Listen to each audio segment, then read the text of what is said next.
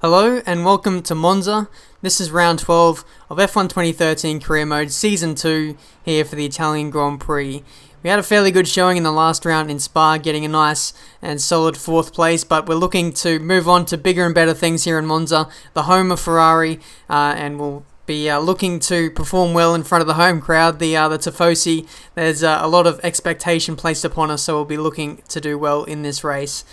So as always, I'm running with a stock standard setup, all the settings down the middle so that there's no advantage compared to the AI. In terms of the race strategy today, we're running with a 3-stopper, which is actually pretty conservative when you think about it in real life. They actually run with a 1-stop strategy for the whole race. So we'll see how that goes. We may end up doing 2 stops or maybe even 1 stop if we're daring enough, but as we grid up now, wish us luck as we start the race.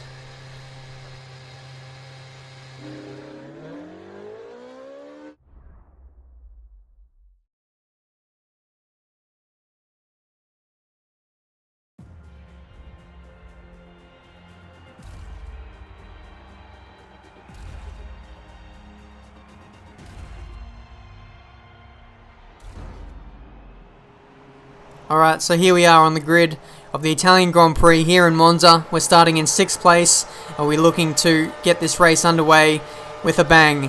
And away we go here in Monza, straight up into fast. Let's try and get off to a nice start like we did up in Spa, and using the Kurz in 3rd gear. And it looks like we'll be conceding a place to Hülkenberg or Raikkonen that was, but we get around one of the Mercedes. And we're going to go up the inside of everyone here, but we've outbraked ourselves. I've really stuffed that up there, so I'm going to have to pretty much let back the top 6 cars, and then I'll rejoin and pretty much where I was. I may even lose a few more places due to the amount of speed I took off coming out of that corner. So we rejoin in 7th place, but we've lost 1 place effectively out of that. So luckily we didn't get a penalty either, so we'll just be looking to rejoin the race as we were.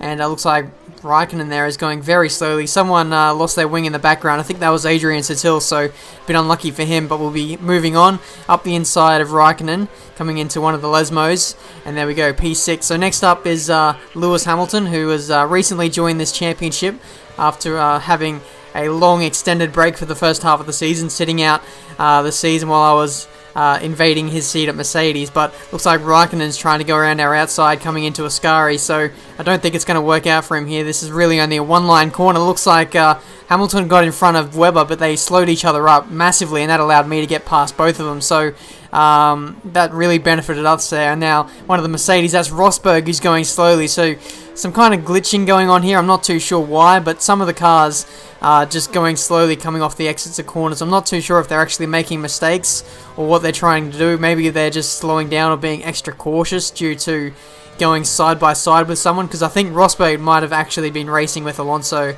and he might have been taking it easy there. I'm not too sure, but that's very weird in the early phase of the race. It's really gifted me some of these positions here, and now on lap 4 we're going around the outside of our teammate Fernando Alonso, and I'm not too sure how Stefano Domenicali will be happy about that, whether he'll let his second driver overtake the first driver, but anyway, it's happened. We're moving on to lap 8, and we're coming in for our very first pit stop of the day. And the thing that you guys don't know here is that rain is expected to fall on the track in 15 minutes. So what I'm doing now is I'm going for the undercut, and I'm trying to make the most out of this second set of option tyres, because my scheduled stop was supposed to be on lap 12. And if I would have stayed out, I would have only been on this second set of tyres for about 5-6 laps. So I really wanted to make the most out of this second set, and staying out until the rain came wouldn't really have been an option. My tyres would have been absolutely gone, and I think that doing this strategy may well just work out for us, because I think Sebastian Vettel is leading the race and he's a long way up the road, so we'll be looking to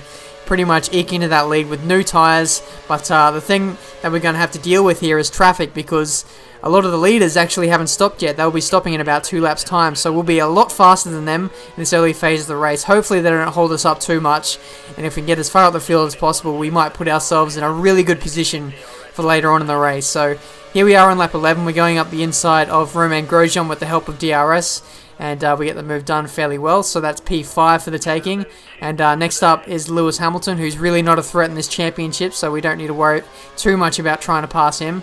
But here on lap 13, we're going purple. We've been going purple for the last couple of laps, and as I said before, the new tyres is just a gift, really. It's just so much faster than the rest of the cars who are staying out on the older tyres. But speaking of going faster, Vettel actually put in some purple lap times after I made my pit stop as well, so that's really weird.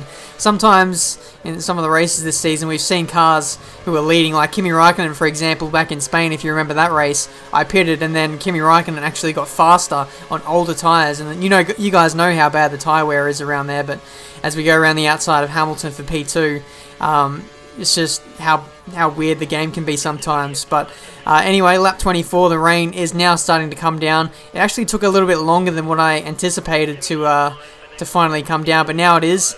And my tyres are absolutely wrecked at this stage. I was lucky I didn't come in any earlier, because I would have been forced in to make my pit stop. And now I think Sebastian Vettel will be making his pit stop at the end of this lap as well. So it'd be wise for him to come in as well. Not too sure if he will be, but we'll see. I'm anticipating the rain getting heavier on this lap, so I'm trying to preempt that crossover point so that I don't get stuck out on the dry tyres on an ever worsening track, because that's going to be the worst thing. If you stay out on dry tyres and then the crossover point passes, then you're pretty much going to be crawling around the track, spinning out, and that's not what you want. So I'm pretty much going to come out onto the track on inters on a track that probably isn't quite wet enough, but it's not really going to cost us overall too much. But here we go, one lap later. Vettel actually waited too long to make his pit stop, and now he's actually going to lose position to us because, as I said before, he stayed out too long and the crossover point really bit him there, so he's lost about 10 seconds to us. Now we've got the lead. We're trying to get around some back markers now. We cut it a bit close there, as we see on the replay coming through Lesmo 1, and we just squeezed through with just enough room, so very lucky to squeeze through there. But now it's lap 34, and Sebastian Vettel has made up a lot of ground on us through this middle stint, and we're actually struggling quite a bit now, as he's just quite a bit faster in these intermediate conditions. Maybe the car isn't quite suited to these tricky conditions, but Vettel goes for a move around the outside of Ascari, but he squeezes himself out of room there and puts himself into the gravel trap. As we see on the replay here, there's just no contact there. Sebastian Vettel just runs himself completely out of road, and basically put him out of contention for winning this race, because that's going to cost him a whole bag load of time, and I think he actually came into the pits after that. So now it's lap 35, and I'm coming in for a new set of intermediate tyres, and this set of inters should take us almost to the finish if I look after them well enough, but I don't think we'll need to stretch these tyres out that long, because the track is drying out quite quickly. So it's only going to be a matter of time before we put on those dry set of tyres again. I think the engineer told me only a couple of minutes ago that the rain would be stopping in about 10 minutes, so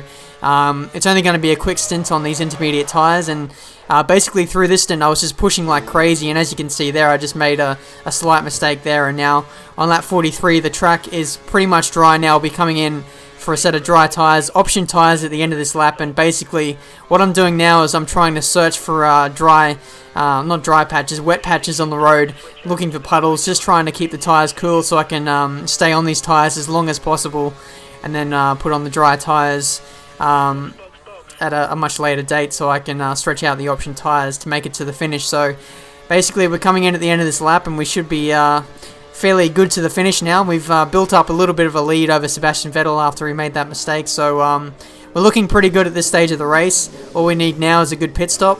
Let's see how it is.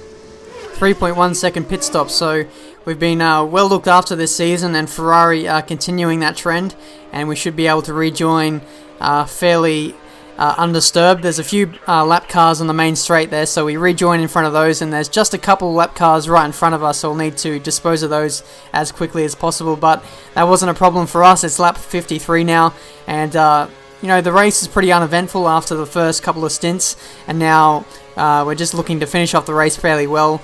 The track actually took a long time for it to come up to temperature. The water was actually staying around for quite a bit, and now the track on the last lap is actually starting to get a lot quicker. So that's why we're going purple, and we're getting around Grosjean there, who's getting lapped. So quite a few cars are actually getting lapped in the late phases of this race. I think a lot of cars made some bad strategy calls, and they've really been caught out at the back end of the race. So in terms of our race, though, we've had a really good race. We made all the right strategy calls, and we get our 4th race win of the season, and we're back in this championship.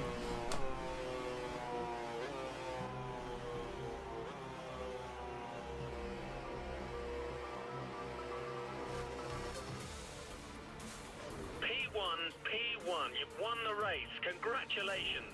Hell yeah, that is our 4th win of the season, and our very first for Ferrari. We've done it in front of the home crowd here in Monza. Unfortunately, it wasn't their main man, Fernando Alonso, to get the win here, but I'm sure that Tifosi will settle for a Ferrari win any day of the season. So, there we go. In terms of this actual race, there was only 2 DNFs of the race. That result moves you into 3rd in the Drivers' Championship. And in the drivers' standings, we're actually a lot closer to Sebastian Vettel and Fernando Alonso now, so that's positive to see as we head into the remaining races of the championship. There's actually only 4 points separating myself and Fernando in the teammate battle, but in the constructors, though, Ferrari is now top of the constructors, so that's exactly where we want to be heading into the final races of the season. Red Bull is only 1 point behind, so it's very close at the top, and I look forward to taking the battle to Red Bull and Mercedes for the remaining races of the season. So that's been the Italian Grand Prix here in Monza. Until the next race in Singapore, which will be another 100% race, a 2.5 hour or 2 hour long race. It's going to be an absolute killer, so look forward to that one. It should be an awesome race. But until then, guys, I'll see you later.